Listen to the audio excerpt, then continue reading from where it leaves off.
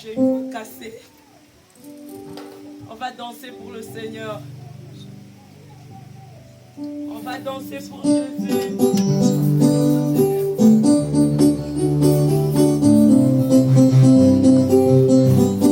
Lève-nous, nous allons danser pour Jésus. Est-ce que tu peux te tenir debout pour danser, louer Jésus, glorifier Jésus? Soyons pas problème, on a dit d'amour. Bosana yango. La difficulté, on a bosana yango. Ni pense à la présence en Zambé. Au moment des louanges, la Bible nous dit que Jéricho est coué. S'il y a quelqu'un qui peut dire que tu la nage. Est-ce qu'il y a quelqu'un qui peut dire que tu la nage ici? Nous allons danser dans les micros et nous allons danser dans la présence du Seigneur. Je veux que les mamans dansent. Je veux que les papas vous dansez. Glorifiez Jésus. Dans ce que Dieu t'a accordé la grâce. Tu as la bonne santé. Il y a beaucoup qui sont malades, nous venons des hôpitaux. Je ne sais même pas bouger le main. Même dire amen, je ne sais pas. Même appeler le nom de quelqu'un, je ne sais pas. Mais toi, Dieu t'a donné la grâce. Il t'a donné la grâce de Dieu, ton jour, à ta soeur, à ta maman, ton frère. Maman, nous allons adorer Jésus. Nous allons adorer Jésus. C'est des joies, nous t'élouons, tu es Dieu, qui donne tes pouvoirs, nous louer si c'est des victoires. Nous t'élouons, tu es Dieu, qui donne tes pouvoirs, nous louer, c'est des victoires. Nous t'élouons, tu es Dieu, qui donne tes pouvoirs, nous louer si c'est des victoires. Tu es Dieu, qui donne tes pouvoirs, c'est des bâtons chantants, nous t'élouons. Tu es Dieu, qui donne tes pouvoirs, nous louer si c'est des bâtons. Qui soit loué, Jésus, qui soit loué, le roi de rois, louons Jésus.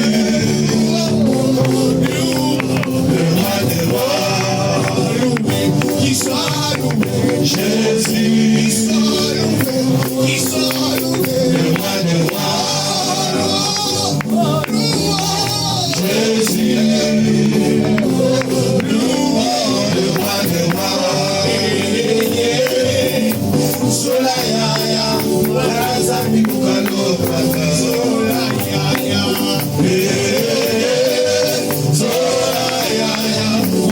Razami Bukalo.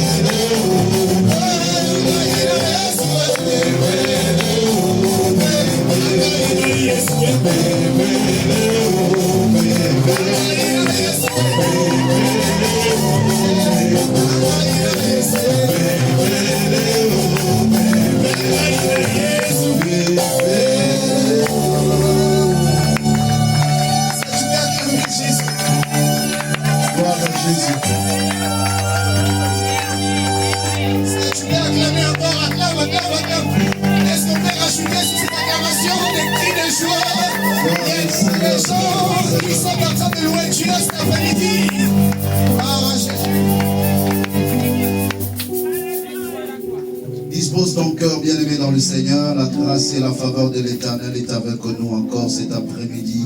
Le Seigneur est présent. Alléluia. Dis à Dieu, parle à mon cœur, parle à mon âme, dispose mon esprit. Je veux t'écouter encore. Prions le Seigneur au nom de Jésus. Alléluia. Alléluia. Il y a une phrase qui brille dans mon cœur.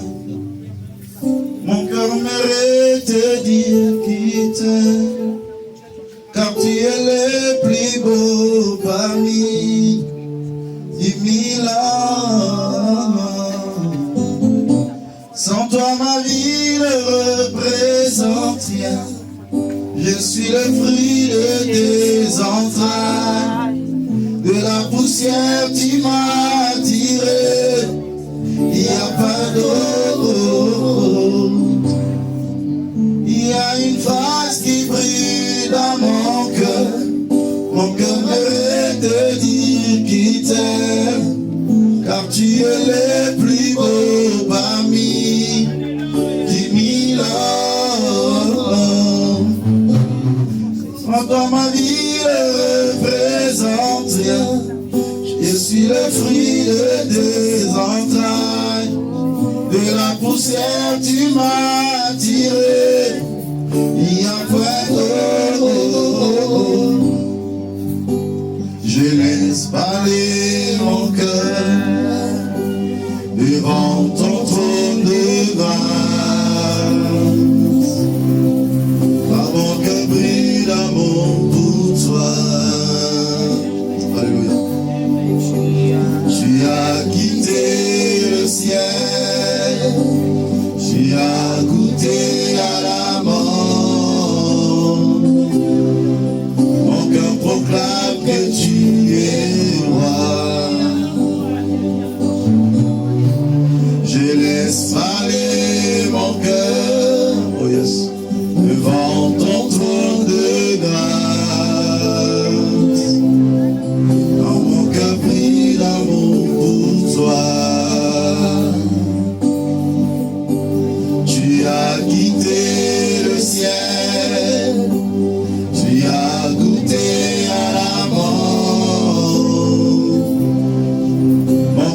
proclame que tu es roi.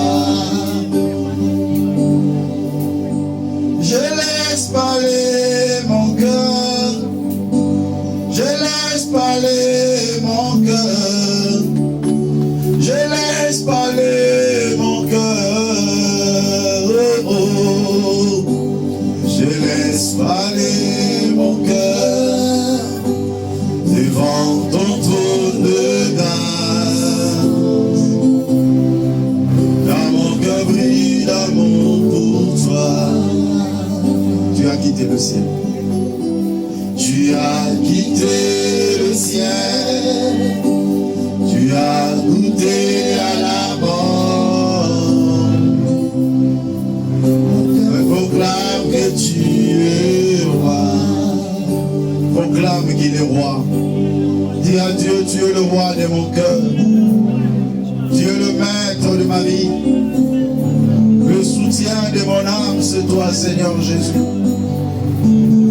Le soutien de ma vie, c'est encore toi, profondeur de la sagesse. D'avoir pour Seigneur et Maître, et plus que l'existence, et plus que tout ce que la vie peut me proposer de bien. Tu es le Dieu de ma vie, Jésus. Qui est semblable à toi, ô Éternel?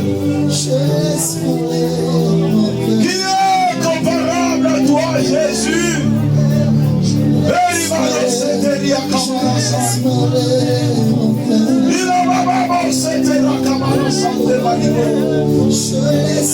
Est-ce que quelqu'un peut séparer son cœur devant Dieu?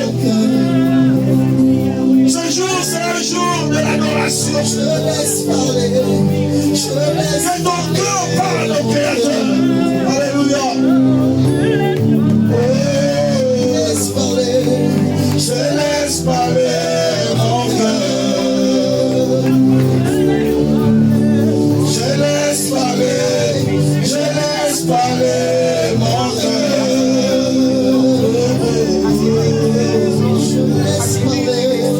Je laisse parler mon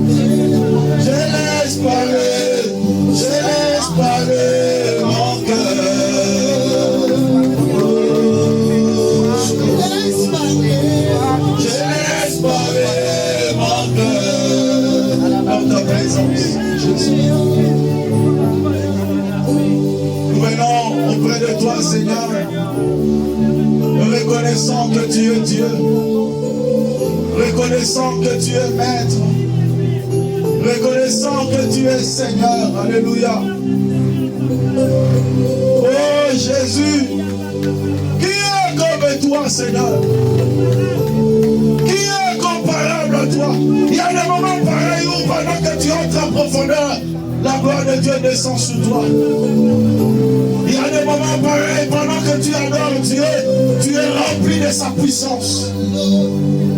Il y a des moments pareils, pendant que ton cœur monte devant le Créateur, il te remplit de sa puissance.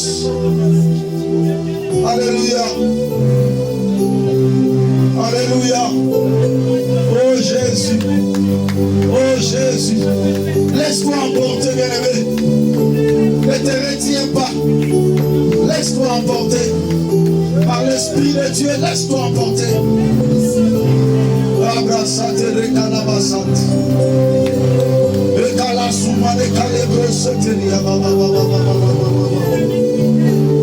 Ekakabala sande la gloria baba basate. Ela mashake ya baba basete ya baba kora mashana mana mana mana mana mana.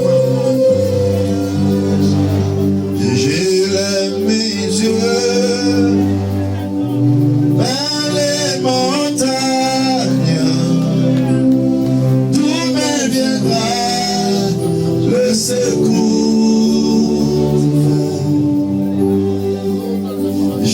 J'élève mes yeux vers les montagnes, d'où me viendra le secours. Ma forteresse, c'est toi, Jésus, mon bouclier. Ce soir, Seigneur, que ta puissance descende sur moi, l'onction divine comble mon cœur. Que ta puissance descende sur moi, l'onction divine comble mon cœur. Pour t'adorer,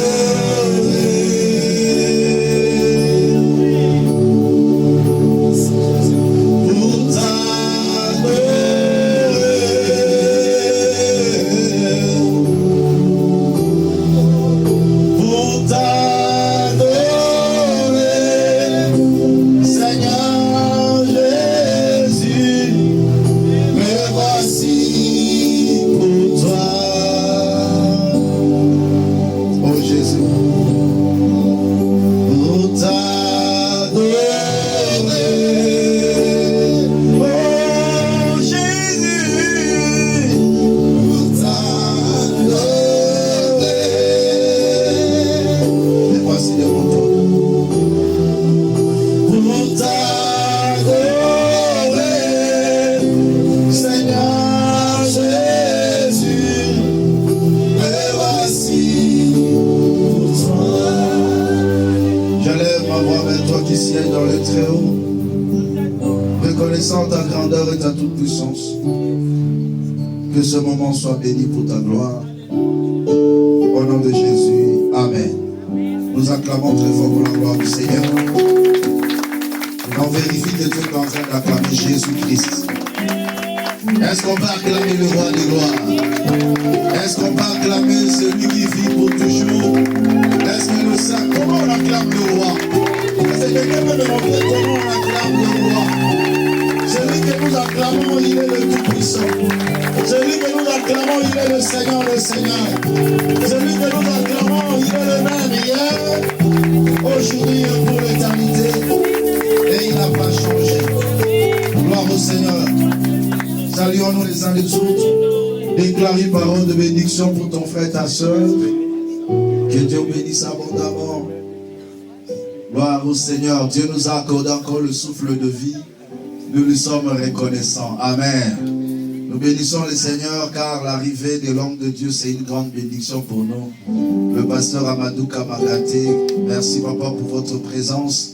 Est-ce qu'on peut acclamer Jésus-Christ pour la vie de son serviteur qui, après mon intervention, sera une bénédiction pour nous parce qu'on a besoin de sa prière. Alléluia. Alors, il est venu pour nous bénir. Il est venu pour déclarer des choses sur nous. Et nous savons qu'à partir de cela, beaucoup de choses vont changer dans la vie de plusieurs. Amen. Au-delà des limites du supportable.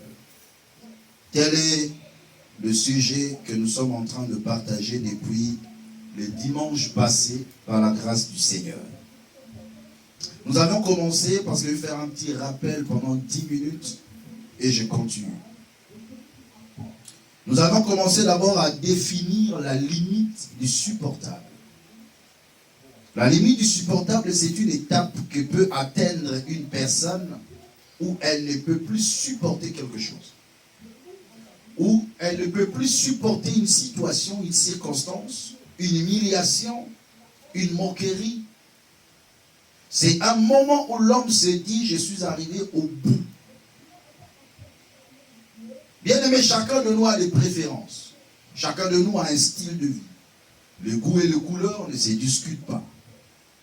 Mais chacun de nous, au travers de ce qu'il a défini dans sa vie, c'est ce qui lui permet d'atteindre la limite du supportable. La limite du supportable est définie par l'homme lui-même. Et pour d'autres personnes, la limite du supportable peut être définie par le diable. Le diable peut définir une limite du supportable dans la vie d'une personne. Où la personne devient de plus en plus fragile et son cœur devient de plus en plus court pour supporter certaines réalités et certaines situations. Il est important de comprendre que dans la vie où nous sommes amenés à rencontrer beaucoup de réalités et beaucoup de choses. Et cela nous permet de réagir face à certaines actions auxquelles notre vie sont exposées. La limite du supportable, c'est le point extrême. J'appelle cela le début de la fin. Le tolérable, c'est qu'on ne peut pas dépasser. Qui malgré le réserve, mais on est limité. C'est ce qui est acceptable à un seuil.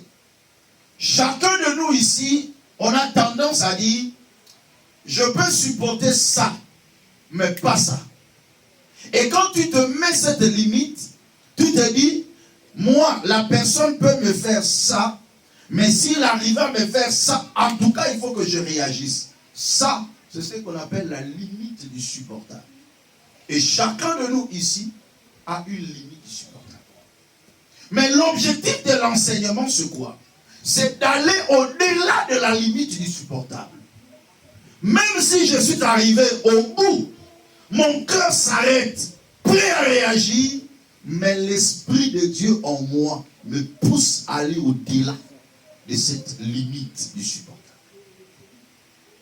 Cela doit être une quête pour chaque enfant de Dieu. Et je vous donnerai les diverses raisons que l'homme doit être toujours capable d'aller au-delà de la limite du supportable. Bien-aimé, Pierre s'est avancé devant Jésus, en accord avec Matthieu 18, 21 à 22. Il dit, Seigneur, combien de fois dois-je pardonner à mon frère s'il pêche contre moi? Matthieu 18, 21 à 22. Est-ce que sera-ce 7 fois? La limite du supportable pour Pierre s'est arrêtée à 7 fois. Donc ça dit, si quelqu'un pêche contre moi, première fois, 2 fois, 3 fois, 4 fois, 5 fois, 6 fois, 7 fois, je peux supporter. Mais si ça dépasse, en tout cas là, je ne vais pas supporter.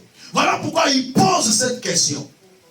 Mais le Seigneur, en répondant à la question, il a amené Pierre à aller au-delà des limites du supportable. Il dit, je te dis même pas 7 fois, même 7 fois, 70 fois. Donc tu dois aller au-delà de ce que toi-même tu as conclu comme une limite du supportable. Et c'est là où le Seigneur veut nous amener, afin que nous soyons réellement de vrais disciples de Jésus. Parce que c'est ça l'objectif de l'enseignement. Le Seigneur a dit, le disciple n'est pas plus que son maître, mais un disciple accompli est plus que son maître. Je vais relire le dernier verset qui m'avait poussé à partager ce sujet. C'est Jean chapitre 18, verset 1 à 11. Ça, c'est pour nous le texte de base. Je vais lire tout et je vais expliquer, après je vais continuer.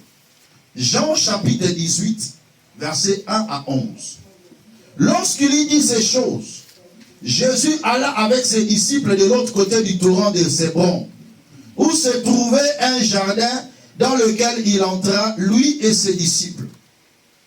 Judas, qui le livrait, connaissait ces lieux, parce que Jésus et ses disciples s'y étaient souvent réunis. Judas donc ayant pris la cohorte et des huissiers qu'envoyèrent les principaux sacrificateurs et les pharisiens, vint là avec les lanternes, des flambeaux et des armes. Jésus, sachant tout ce qui devait lui arriver, s'avança et lui dit, « Qui cherchez-vous » Ils répondirent, Jésus de Nazareth. Jésus leur dit, c'est moi. Et Judas qui le livrait était avec eux. Lorsque Jésus leur dit, c'est moi, ils reculèrent et tombèrent par terre. Il leur demanda de nouveau, qui cherchez-vous? Ils dirent, Jésus de Nazareth. Jésus répondit, je vous ai dit que c'est moi. Si donc c'est moi que vous cherchez, laissez aller ceci. Il dit cela afin que s'accomplisse la parole qui avait été dite, qu'il avait dite. Je n'ai perdu aucun de ceux que tu m'as donné. Simon Pierre, qui avait une épée, la tira, frappa le serviteur du souverain sacrificateur et lui coupa l'oreille droite. Ce serviteur s'appelait Malchus. Jésus dit à Pierre, remets ton épée dans le fourreau. Ne boirai-je pas la coupe que le Père m'a donnée à boire? Parole du Seigneur. Dans cette histoire, nous voyons deux personnes ayant deux attitudes différentes par rapport à la limite du supportable. On est venu arrêter Jésus. Jésus qui était Dieu, ayant le pouvoir, la capacité de détruire quiconque simplement par sa parole, même par son regard. Ces gens-là sont venus pour l'arrêter. Il leur posait la question, mais qui cherchez-vous? Ils ont répondu, Jésus de Nazareth. Lorsqu'ils ont répondu, la Bible déclare, ils reculèrent et tombèrent. Donc pour dire qu'ils n'avaient aucun pouvoir de toucher Jésus et de l'arrêter. Mais pendant que la scène se faisait, le cœur de Pierre est arrivé à la limite du supportable. Pourquoi? Parce qu'on a voulu toucher à Jésus. Cependant, Jésus était le plus mieux qu'ils avaient. Pierre un jour a dit, Seigneur, nous avions tout quitté, nous t'avions suivi. Donc tu es le meilleur. Donc on a l'espoir sur toi. Notre pensée est sur toi. Bien-aimé, lorsqu'on a voulu toucher Jésus, Pierre est arrivé à la limite du supportable. Tout homme atteint la limite du supportable lorsqu'on touche ce qui lui est cher. Ton honneur, ton argent, ta réputation, ta valeur, lorsqu'une personne le touche seulement, beaucoup de gens ont la facilité d'atteindre la limite du supportable. Ah non, pasteur, là c'est fini. Non, il m'a insulté. Il a fait ceci. Il a pris, il m'a regardé mal. Il a fait ceci. Lorsqu'on touche à ce qui est précieux pour toi, automatiquement tu atteins la limite du supportable. Et Pierre a réagi. La Bible déclare, il a pris son épée, coupa l'oreille de Marcus. Jésus le regarde. Il dit non, remets ton épée. Et là où Pierre n'est pas allé au-delà de la limite du supportable, Jésus a opéré même un miracle. Lui qui était Dieu, on est venu l'arrêter avec l'objectif de le tuer. Mais il est allé au-delà. Il a supporté cette humiliation au-delà même de la limite du supportable. Et je vous avais dit, il y a deux éléments importants qui motivent la limite du supportable. Premièrement, les capacités que nous possédons. Vous savez, tu as la facilité d'atteindre la limite du supportable tout simplement parce que tu te sens capable de quelque chose. Lorsque quelqu'un se sent capable, c'est facile qu'il atteigne la limite du supportable. Lorsque quelqu'un sent qu'il a des potentiels, des capacités. Je vous ai donné un exemple. Un monsieur de 40 ans avec un enfant de 5 ans. Si ce monsieur commence à le taper, c'est difficile que l'enfant atteigne la limite du supportable. Pourquoi? Parce que l'enfant sait que je ne suis pas capable de le taper. Donc même si mon cœur s'arrêtait là, même si je me fâchais, je ne peux rien faire.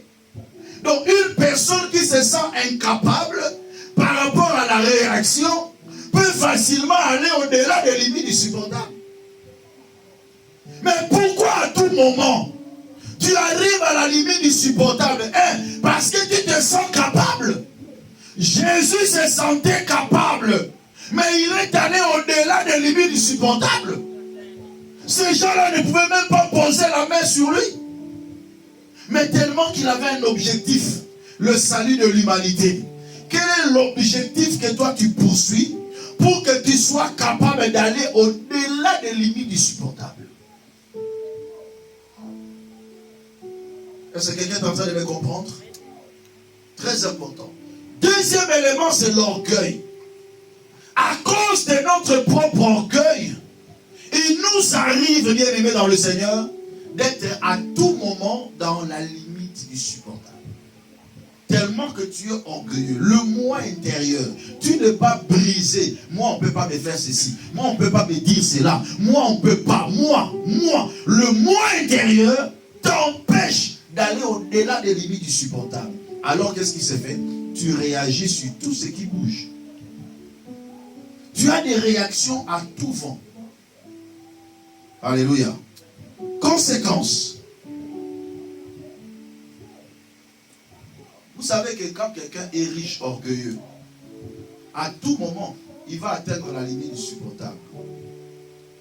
Première conséquence, il se fâche à tout. Lorsque quelqu'un n'arrive pas à aller au-delà de la limite du supportable, sa première réaction, il devient colérique. Il se fâche en tout, même un petit rien. Donc toi, ton cœur s'arrête à tout moment. Tu as tellement le sang chaud et tu te fâches vite.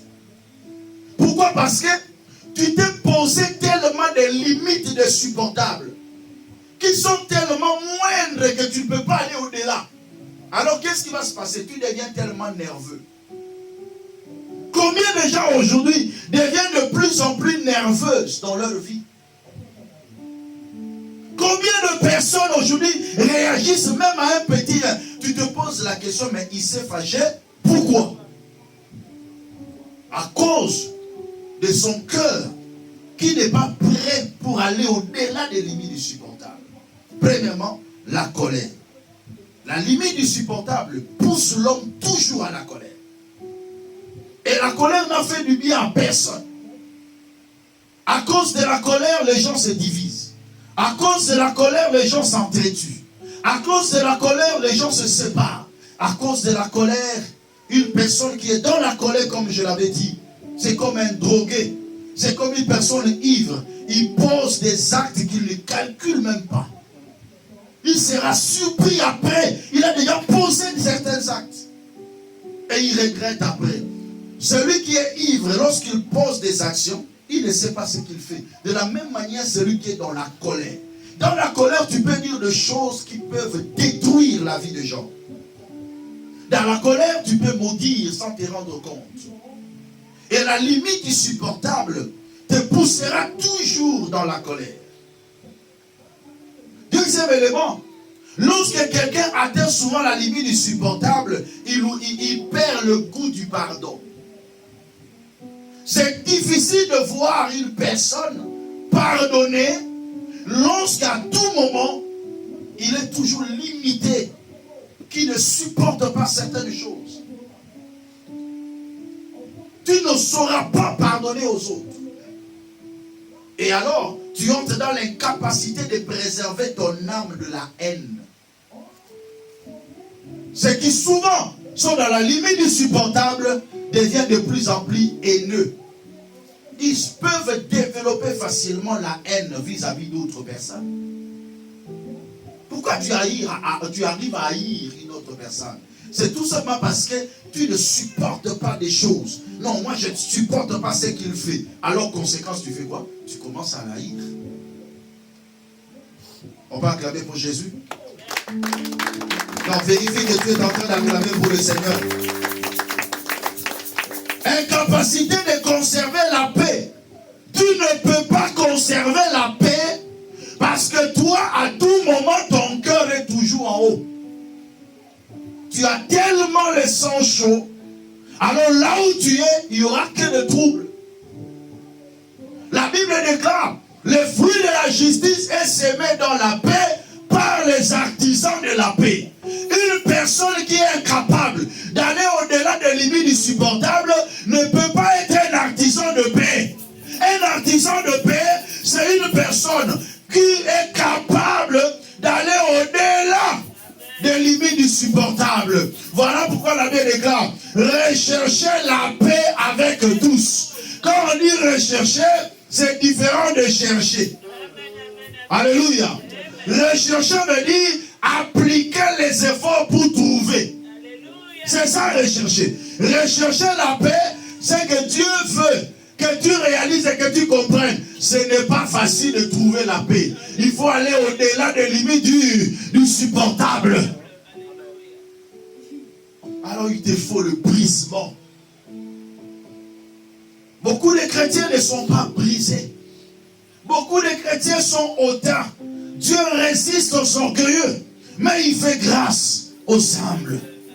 Ce sont les humbles qui peuvent aller au-delà des limites du supportable. Voilà pourquoi Christ, étant venu sur terre, la Bible déclare, il s'est humilié lui-même. Lui qui était le créateur, mais il a été frappé par sa créature. Lui qui était Dieu, mais lui-même pouvait cracher sur lui. Bien-aimé, qui peut comme Jésus supporter l'adversité au-delà des limites du supportable? Il a répondu le bien sur le mal qu'on a fait parce qu'il avait dépassé la limite du supportable. Il a pardonné même à ceux qui n'ont même pas demandé pardon en disant, Père, pardonne-leur car ils ne savent pas ce qu'ils font. Une personne qui est toujours limitée, il attend que les gens viennent s'accroupir pour demander pardon. Et là, commence à regarder un peu. Je vous avais dit, moi j'ai Dieu. Ils sont venus. Ah, il hésite un peu pour le pardonner. Non, frère. Alléluia. Un enfant de Dieu n'attend pas qu'on puisse le supplier 1000 fois pour qu'il puisse accorder le pardon. Tu n'es pas encore arrivé. Alléluia. Mais si tu es arrivé au-delà des limites du supportable, le pardon coule. Le pardon va couler. Le pardon va couler. Tu ne vas pas t'efforcer. Ce monde est si petite lettre que l'orgueilleux n'en connaît pas le goût. Que les parents négligent. Que les époux ignorent. Ce si petit mot de pardon. Frère, lorsque tu es capable d'aller au-delà des limites du supportable, le pardon va couler. Et tu vas imposer la paix là où le trouble devait se passer. Tu vas imposer la paix là où le divorce devait se faire. Tu vas imposer la paix là où le bagarre devait s'enflammer. Parce que tu es prêt à aller au-delà des limites du supportable. Mais laissez-moi vous parler. Que faire pour être capable d'aller au-delà des limites du supportable? La première des choses, tu dois donner ta vie à Jésus. Mais tu me dis, mais pasteur, moi je suis déjà chrétien. J'ai donné ma vie à Jésus. Il y a être chrétien et donner sa vie à Jésus. Suivez-moi bien. Ici, il a dit quoi? Donner sa vie à Jésus. Cependant, lorsqu'on a donné sa vie à Jésus, c'est qu'on n'est plus maître de sa vie. On n'a plus de décision sur sa propre vie. Mais on fait la décision du maître de sa vie. Et quel est le maître de ta vie? C'est Jésus. Parce que tu lui as donné ta vie. Et en cela, tu n'as plus de volonté. Mais lorsque tu dis, moi, je ne veux pas ceci, moi, on ne me fait pas ça, moi, donc c'est que tu as encore ta vie, que tu peux gérer. Là, tu ne vas jamais atteindre au-delà de la limite du supportable. Galates chapitre 5, verset 24. Qu'est-ce que la Bible déclare? Galates chapitre 5, le verset 24. Ceux qui sont à Jésus-Christ, ceux qui sont à Jésus, hein? Ceux qui sont à, on n'a pas dit en Jésus, regardez-moi. On n'a pas dit ceux qui sont en Jésus, mais ceux qui sont à Jésus, c'est-à-dire ils appartiennent à Jésus. Quelqu'un comprend? C'est différent lorsqu'on dit ceux qui sont en Jésus et ceux qui sont à Jésus. Ici, je parle des chrétiens qui sont à Jésus. Qu'est-ce qu'ils ont fait? Ont crucifié la chair avec ses passions et ses désirs. Ceux qui sont à Jésus, ceux qui appartiennent à Jésus, ont crucifié. De la même manière que Jésus a été crucifié, lui aussi, il a crucifié sa chair avec ses passions et ses désirs. Or que lorsqu'on parle de la limite du supportable, on voit plus quoi? Les passions et les désirs d'une personne qui l'empêchent d'aller au-delà. Quelqu'un comprend? Est-ce que vous êtes avec moi? Acclamez un peu pour Jésus. Non, acclamez pour Jésus. Tu veux très bien. Ceux qui sont à Jésus, ils ont crucifié la chair avec ses passions et ses désirs. Donc, il y a des gens qui sont à Jésus, qui ont donné leur vie à Jésus, ils deviennent indépendants de leurs désirs, indépendants de leurs passions. Ce qu'eux font, c'est ce que Jésus veut. Parce qu'ils ont fait de Jésus le maître de leur vie. La question se pose, qui est ton maître? Voilà pourquoi l'apôtre Paul nous exhorte. Dans Romains 12, 1 à 2. Je vous exhorte donc, frères, par les compassions de Dieu, à offrir vos corps comme un sacrifice vivant. Un sacrifice vivant, saint, agréable à Dieu. Ce qui sera de votre part un culte raisonnable. Mais revenons un peu. Avant de prendre le deuxième verset. Je vous exhorte à offrir vos corps comme un sacrifice vivant. Pas un sacrifice mort, mais un sacrifice vivant. Un sacrifice vivant, c'est comme Isaac sur l'autel. Mais la question se pose, qui restera couché sur l'autel? Un sacrifice vivant a la capacité de quitter l'autel parce qu'il vit. Mais un sacrifice mort n'a pas la capacité de quitter l'autel. Il reste là comme mort. Mais Jésus dit, Paul dit plutôt, vous devez offrir vos corps comme un sacrifice vivant. Ça dit quoi? Malgré que j'ai des capacités, mais je me livre comme un sacrifice.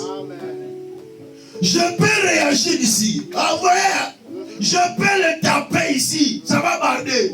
Mais je suis un sacrifice vivant. Je ne le fais pas. J'ai le pouvoir de le faire, mais je ne le fais pas. C'est ça un sacrifice vivant. J'ai le pouvoir de te taper, mais je te pardonne. Et non pas, je n'ai pas le pouvoir. Tape-moi comme tu veux. Là, c'est un sacrifice mort. Donc vous croyez qu'il est humble? Non, il n'est pas fort. Alléluia. Quand quelqu'un te tape, si tu n'es pas fort, tout le monde dira que tu es humble. Tu es un sacrifice déjà mort. Mais si tu es fort et que tu dis que Dieu te pardonne, là tu es un sacrifice vivant.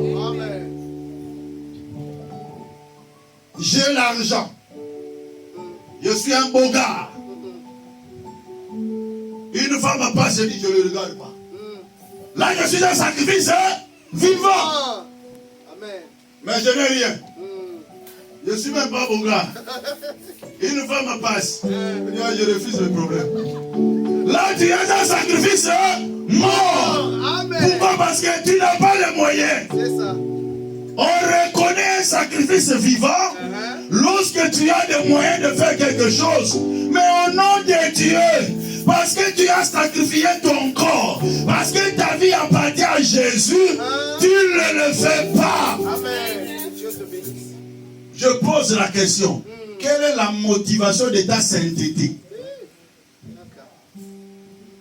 Est-ce que c'est ton manque ou c'est parce que tu as donné la vie à Jésus? Quelle est la motivation de ton humilité? c'est parce que tu n'as pas la force de te battre, ou parce que tu as la force, mais parce que tu as donné ta vie à Jésus. Il y a d'autres personnes qui ne savent pas parler. Alors même si on lui parle mal, il se tait. C'est un sacrifice mort. Mais une personne qui sait parler, mais on lui parle mal, il dit je ne parle pas, je ne réponds pas. Là c'est un sacrifice vivant. Est-ce que tu as bien compris? Non, je dis est-ce que tu as bien compris? Voilà pourquoi aujourd'hui ne dis pas encore que moi je crains Dieu, parce que tu n'as pas encore des millions. Quand tu auras des millions, c'est alors que tu peux dire moi je crains Dieu. Voilà. Moi je suis humble. Papa, tu es humble. Est-ce que tu as déjà roulé avec une Ferrari? Attends, quand tu vas rouler avec une Ferrari, tu diras que je suis humble. Mais là, les bijoux seulement que tu portes là, des 1000 euros, tu as besoin que tout le monde le voit. La chaussure là que tu mets, tu as déjà besoin que tout le monde le voit. Mais tu es un sacrifice mort. Alléluia. Amen. Quand tu achètes ton beau costume là, tu le mets ce jour-là, tu dis, Marco sentir, il faut me sentir dans cette fête-là. Alléluia. Bien-aimés dans le Seigneur, vous devez offrir vos corps comme un sacrifice vivant, saint, agréable à Dieu. C'est ce qui sera de votre part un culte raisonnable. Amen. Et il dit encore, ne vous conformez pas au siècle présent, mais soyez transformés par le renouvellement de l'intelligence. Une personne qui est capable d'aller au-delà des limites du supportable, c'est une personne qui a l'intelligence renouvelée. Deuxième point. C'est quoi l'intelligence renouvelée? L'intelligence renouvelée, c'est une intelligence qui réfléchit sur base de la parole de Dieu. Amen. Ce n'est pas une intelligence qui réfléchit sur base des réalités, non. Ça dit quoi? Une pensée monte dans mon cœur, je vais réagir. On m'a fait du mal. Mais je pose d'abord, j'interroge d'abord la parole. Que dit la parole par rapport à cette situation? Ah, mais moi j'étais prêt vraiment de me bagarrer. Mais la parole me dit, lorsque ton frère a péché, va, reprends-le entre toi et lui seul. Si t'écoutes, tu as gagné ton frère. Ah! L'intelligence renouvelée me pousse toujours aux Écritures.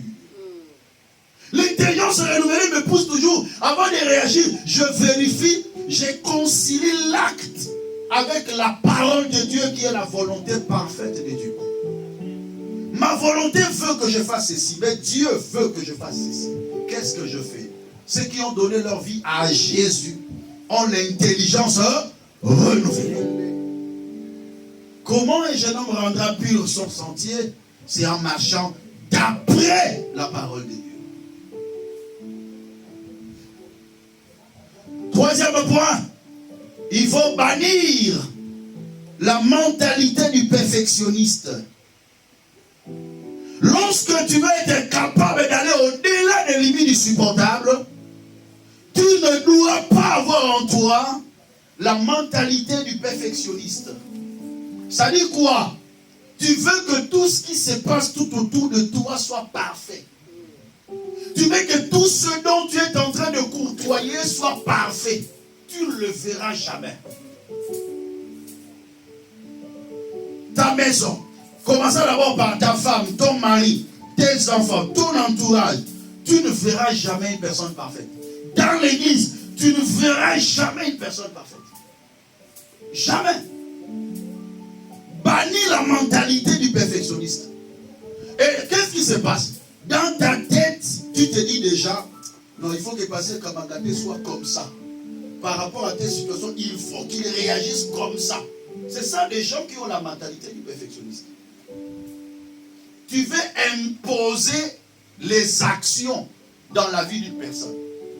Mais vous n'êtes pas les mêmes personnes. Vous ne réagissez pas de la même manière. C'est impossible. Comment tu veux que je réagisse comme toi tu veux? Non. Non. Alléluia. Voilà pourquoi Même dans le domaine de l'amour, tu ne peux pas dire que moi je l'aime beaucoup. Non. Parce que il faut que lui dise qu'il m'aime beaucoup. Pourquoi? Parce que c'est lui-même qui sait comment on doit l'aimer. Toute personne ici, chacun de nous sait comment il doit être aimé. Là, il considère qu'il est aimé. Moi, je peux faire des efforts, je dis que je l'aime. Non, moi, en tout cas, je l'aime. Mais lui dit, tu ne m'aimes pas. Pourquoi? Parce que moi, je ne l'aime pas comme il veut que je l'aime. Est-ce que quelqu'un est en train de comprendre ça? C'est très important. C'est très important. Chacun de nous doit réaliser tout autour de lui. Tu ne peux pas imposer quelqu'un à t'aimer comme toi tu veux qu'on t'aime. On peut faire des efforts, mais ce n'est pas toujours ça. C'est ce qui fait que ton cœur est tellement lourd. Tu as tellement le sang chaud. Tu te fâches à tout moment. Moi, on ne m'aime pas. Moi, on ne m'aime pas. Pourquoi? Parce que tu as déjà un modèle que tu as planifié, dont tu veux qu'on puisse t'aimer de la sorte. Frère, c'est impossible. Ça, c'est la mentalité du perfectionniste qui réagit comme ça. Moi, dans cette église, on ne me considère pas. Ah, mais qu'est-ce qu'on doit faire? Il y a d'autres personnes. Vous faites tout ce que vous pouvez faire de mieux. Mais pour eux, ça passe à côté. Ça passe à côté. Moi, un jour, même à l'église, cela m'est arrivé. Il y a une personne qui me dit, mais pasteur, toi, tu ne m'aimes pas. Ah! Moi, là, avec tout ce que je peux faire comme sacrifice, et j'ai fait une étude, j'ai fait une introspection. J'ai même moi-même regardé ce que j'ai pu faire déjà pour la personne. Même ce qu'il sait, même ce qu'il ne sait pas. Mais la personne te dit à la fin, tu ne m'aimes pas. Pourquoi? Parce que elle veut que je l'aime comme elle veut être aimée. Alors, dis-moi, comment on va t'aimer? Comme ça, on arrête l'affaire. Alléluia. Tu dois nous dire comment on doit t'aimer. Si il faut que tu me considères comme un bon pasteur, dis-moi, comment tu veux que ton pasteur soit? Ne commence pas d'abord à me juger. Viens me dire, pasteur, moi, j'aime que mon pasteur soit comme ça. J'avais approuvé le courage d'une sœur. Une sœur m'avait dit, elle n'est pas ensemble avec nous ici, mais elle m'a dit, pasteur, je te prends comme un père. Je veux que tu m'encadres même de loin. Mais je veux que tu sois avec moi comme un ami. Est-ce que tu comprends? Elle me dit ça. Elle dit, je veux que tu sois comme un ami. Là, même si j'ai quelque chose, je peux te dire facilement. Et je lui ai donné la raison. Parce que c'est comme ça. Si pour elle, un pasteur doit être son ami, je serai son ami. Pour être un bon pasteur pour lui. Est-ce que quelqu'un est en train de comprendre? Parce qu'il y a d'autres personnes, même ici j'ai déjà entendu ça. Oh non, si on a un problème, le pasteur ne s'occupe pas de nous. Ah, est-ce que tu es déjà venu vers moi disant que j'ai un problème et je ne me suis pas occupé? Mais tu vas voir la personne qui ne t'a jamais appelé, qui ne t'a jamais même invité. Même si j'organise ici des séances où je peux descendre de chez vous à la maison. Il ne m'a jamais invité à venir chez lui à la maison, mais il me dit ça. Allez-y comprendre. Allez-y comprendre. Ça, c'est la mentalité du perfectionniste. Il veut seulement que tout le monde soit ce que lui veut que les gens soient. C'est à cause de ça qu'il y a beaucoup de complications dans le foyer. Parce que la femme ou l'homme veut que l'autre soit comme il veut qu'il soit. Mais parfois c'est impossible. Voilà pourquoi, pour que nous puissions conserver la paix, nous devons aller toujours au-delà des limites du supportable. Chaque personne, tu dois le savoir, a la capacité de faire le bien, mais l'erreur de faire le mal. Toute personne sur la terre a la capacité de faire le bien, mais l'erreur de faire le mal. Donc, considère que chaque mal qu'une personne fait, il le fait par erreur. Mais le bien qu'il fait, il est capable de faire le bien.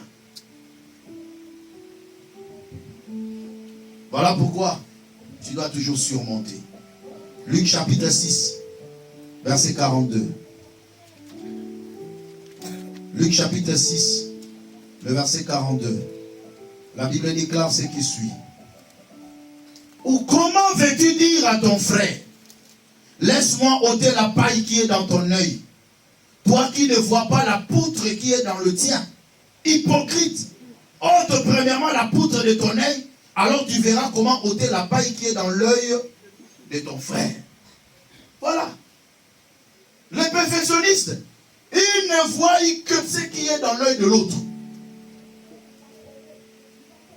Alléluia. Toi, tu es méchant. Toi, tu es ceci. Toi, tu m'as fait ceci. Toi, tu m'as fait ceci. Même quand il y a une incompréhension, qu'est-ce qui s'est passé? C'est lui. Ah! Mais toi, tu n'as rien fait. Les perfectionnistes, pour eux, ils n'ont toujours rien fait. Ils sont tellement bons. Eux-mêmes sont des gens parfaits. Mais il n'y a que les autres qui font le mal. Vous savez, un perfectionniste peut réfléchir le mal en toi, même si toi-même, tu n'as pas l'idée de le faire. Mais il te le fait faire.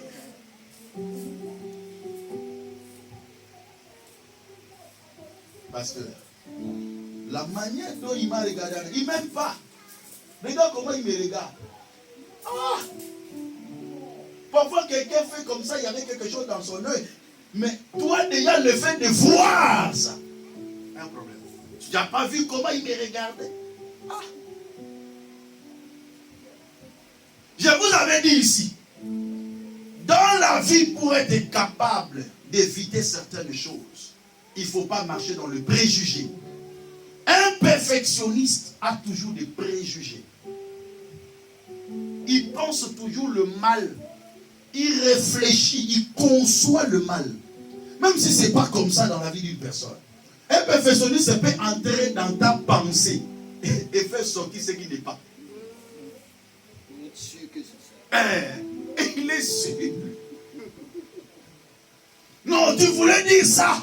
C'est parce que tu m'aimes pas. C'est parce que tu es méchant. Tu voulais... il te fait même dire ce que tu n'avais même pas l'intention de dire. Et un perfectionniste peut t'arracher une parole qui n'était pas sortie de ta bouche. Mais il te dit, tu l'as dit. Tu l'as dit comment? Dans ton cœur. Ah! Alléluia! Est-ce que quelqu'un peut acclamer pour Jésus? Non, acclamez pour mon Jésus. Alléluia. Autre point. Il faut laisser à Dieu la vengeance. Si tu veux aller au-delà des limites du supportable, évite la vengeance. Romains chapitre 12, le verset 9.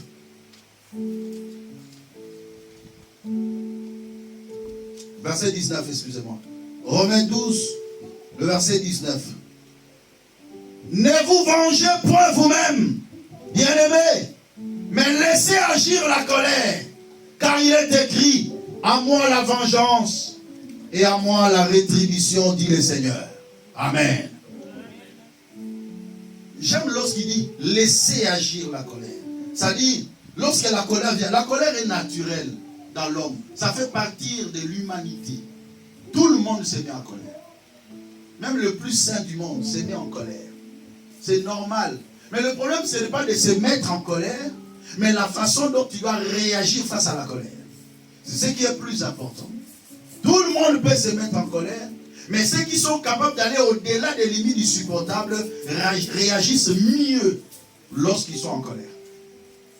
Et c'est ce que je demande à tout le monde. Il dit, laissez agir la colère.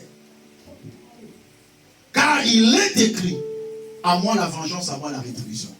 Tu dois comprendre que pour que tu ailles au-delà des limites du supportable, tu dis, Seigneur, toi-même tu peux me venger. Moi je ne veux pas me venger, je ne veux pas réagir. Mais toi-même, Seigneur, tu peux me venger. Voilà pourquoi la Bible déclare, ne rendez pas le mal pour le mal, mais surmontez tout mal par le bien.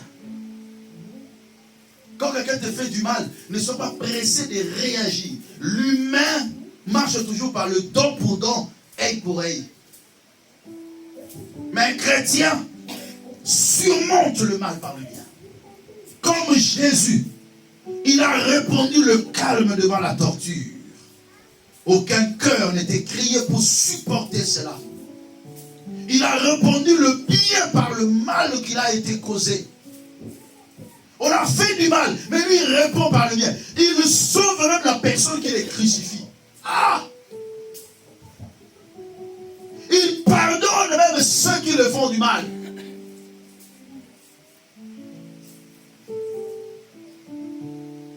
Très important. Je vais terminer par le dernier point. Pour que tu sois capable d'aller au-delà des limites insupportables, tu dois bannir l'orgueil personnel. Renoncer à soi-même et accepter d'être brisé.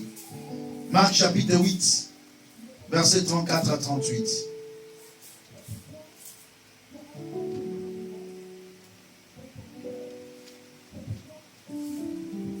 Marc chapitre 8, versets 34 à 38, il est écrit: Puis ayant appelé la foule avec ses disciples, il leur dit: Si quelqu'un veut venir à moi, après moi, qu'il renonce à lui-même, qu'il se charge de sa croix et qu'il me suive.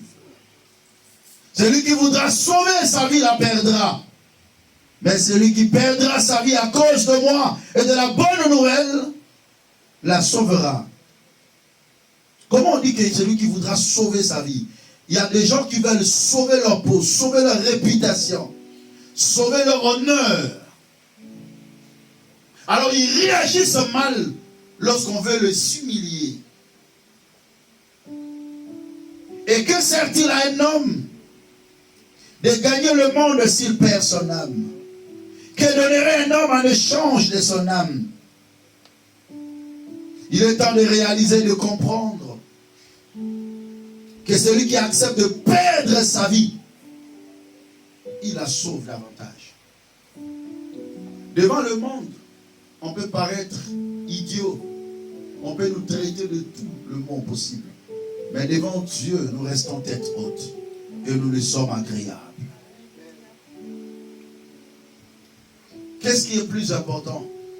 Être agréable devant Dieu ou être agréable devant les hommes? Qu'est-ce qui est plus important? Être apprécié devant Dieu ou être apprécié devant les hommes? Pour toi, chrétien, qu'est-ce qui compte plus en toi? Que l'Éternel te félicite ou que le monde t'acclame? Nous avons besoin toujours d'arracher les acclamations des hommes.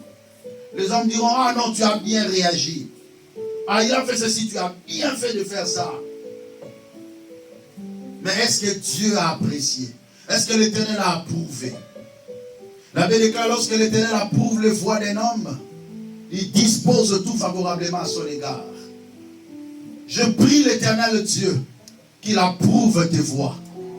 Que tu sois un vrai disciple de Jésus. Pas hautain, pas orgueilleux, mais humble. Étant capable d'aller même au-delà des limites du supportable. Si Jésus l'a fait, toi aussi tu peux le faire. Parce que tu as Jésus en toi. Ça va t'épargner des différentes colères. Ça va apaiser ton cœur. Tu vas garder ton âme pure devant la face du Créateur. Tu vivras en paix envers tout le monde. Et tu seras dans la joie. Vous savez, quand tu rencontres une personne dont tu ne parles pas, tu sens quelque chose dans ton cœur. Tu as mal dans ton cœur. Tu sens que ton cœur bat très vite. Parce que tu as rencontré une personne que tu n'aimes pas. Que cela ne soit pas ton cas. Aime tout le monde. Pardonne tout le monde. Supporte tout le monde. De la même manière, Christ t'a supporté dans le monde pendant que tu commettais le péché. Toi aussi supporte les autres. Au-delà des limites insupportables, je l'ai abordé seulement dans le premier domaine, qui est le domaine de réaction vis-à-vis de réalités auxquelles nous sommes exposés. Mais il y a aussi au-delà des limites insupportables que j'aborderai un jour, c'est par rapport aux souffrances et aux réalités auxquelles nous sommes exposés. Il y a plusieurs personnes qui peuvent supporter la souffrance pendant un temps, mais arrivé à un temps, il dit non, c'est fini. Et ces genres de personnes, ils cèdent au diable. Ces genres de personnes, ils recourent vers le moyen humain. Bien-aimé, Sarah a supporté 10 ans après d'avoir reçu la promesse de la stérilité. Mais après un temps, il dit non, je ne supporte plus. Tu peux prendre ma servante.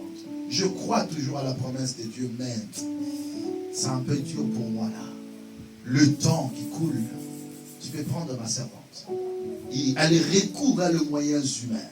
Et le moyen humain nous amène toujours des dégâts dans la vie. Lorsque tu n'arrives pas à aller au-delà des limites insupportables, c'est parce que tu as les yeux fixés sur le temps. Tu as les yeux fixés sur les circonstances. Et tu ne peux plus supporter. Que Dieu nous fasse grâce. Est-ce qu'on peut se tenir debout, s'il vous plaît?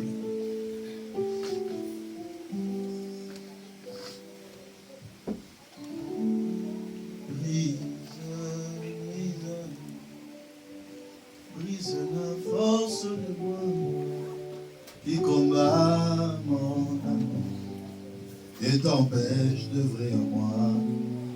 Brise, brise, brise la force de moi qui combat mon âme et t'empêche de vrai en moi.